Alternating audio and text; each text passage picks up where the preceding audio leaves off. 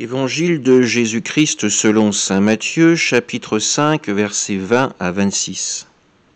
En ce temps-là, Jésus disait à ses disciples : « Je vous le dis, si votre justice ne surpasse pas celle des scribes et des pharisiens, vous n'entrerez pas dans le royaume des cieux. Vous avez appris qu'il a été dit aux anciens : tu ne commettras pas de meurtre. Et si quelqu'un commet un meurtre, il devra passer en jugement. Eh bien, moi je vous dis, tout homme qui se met en colère contre son frère devra passer en jugement.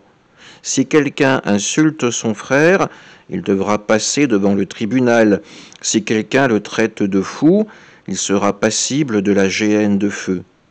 Donc, lorsque tu vas présenter ton offrande à l'autel, si là tu te souviens que ton frère a quelque chose contre toi, laisse ton offrande là devant l'autel.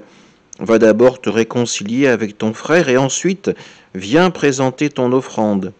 Mets-toi vite d'accord avec ton adversaire pendant que tu es en chemin avec lui, pour éviter que ton adversaire ne te livre au juge, le juge au garde, et qu'on ne te jette en prison. Amen, je te le dis, tu n'en sortiras pas avant d'avoir payé jusqu'au dernier sou. Acclamons la parole de Dieu. Jésus prend un exemple de la vie courante, un litige qui oppose deux hommes et qui doit finir par passer devant le juge pour être tranché. Jésus nous invite à prendre en compte que déjà notre disposition intérieure peut être notre premier péché.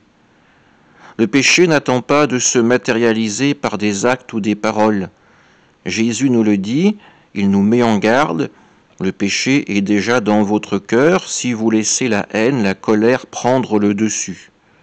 Il nous invite à vivre la conversion totale et profonde à laquelle nous sommes invités par le sacrement du baptême, par le sacrement de la confirmation, par le sacrement de l'Eucharistie.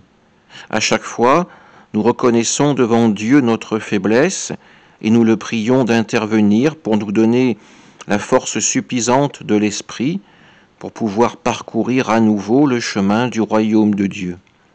Oui, nous sommes bien faibles face au péché, nous avons besoin de l'amour et de la force de Dieu. Mais le premier courage, c'est de constater cette faiblesse et de ne pas avoir peur de demander à Dieu son aide et son pardon. Amen.